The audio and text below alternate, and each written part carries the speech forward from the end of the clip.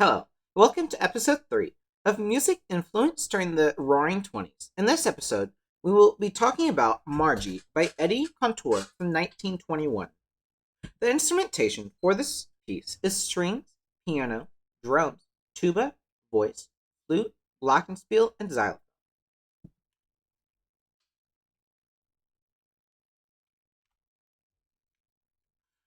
The piano part is marked as forte in the beginning. Forte, but is placed behind vocals when it comes in, with moving to a piano volume at measure 10 here. Crescendos and accents are used in the piece to give some dynamic contrast. Middle to high range dynamically, the piece is played with a use of both a range in the piano from forte all the way down to piano. This allows the pianist, or the person playing the piano, to create large contrasts between his softs and his louds, or her softs and her louds.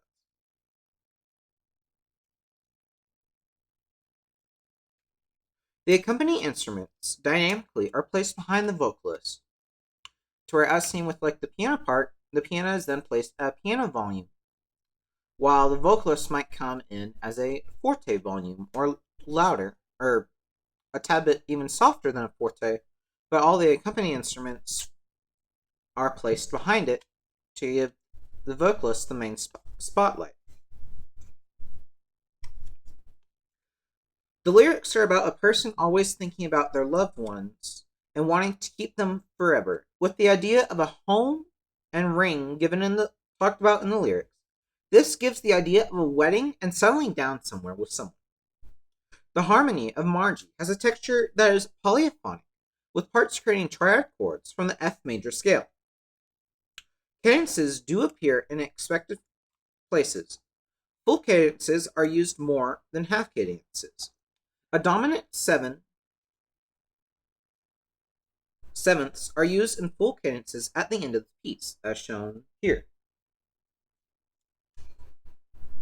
Tonality, the piece is in F major key, and the chords are built on different triads in the F major scale, with only having one flat in this key signature, meaning it will be an F major key.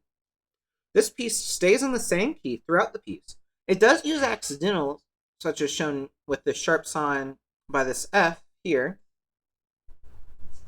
to change some pitches to give it more to play around with. The melody is predominantly conjunct motion, but also uses disjunct motion as well.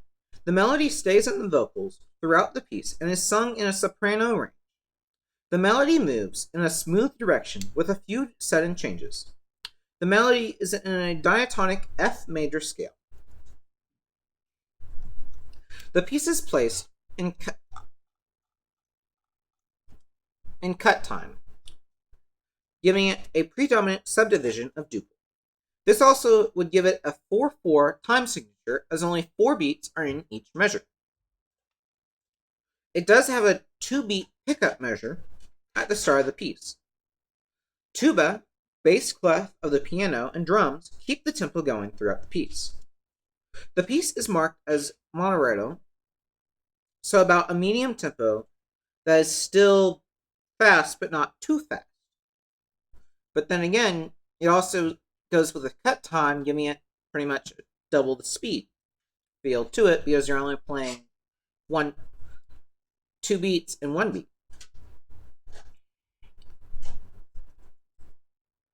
Instrument groups move together rhythmically for parts of the piece and repeat patterns that are played earlier. The phrase length is typically 4 measures long. The phrases are repeated with some differences when repeated. Several repeats are used throughout the piece. Growth is signaled to the listener with the repetition and holding of long notes by the vocalist. The song was written in the intention of being a parlor song played around a piano with friends at home. It was originally written in the early 1920s. The song named Margie was named after Ed Contour's 5-year-old daughter because he made the song a hit. He was the main person to popularize the song. It was at the top of the pop charts for 5 weeks in 1921. I feel this song is more about having fun around a piano or singing to a girl you want to settle down with.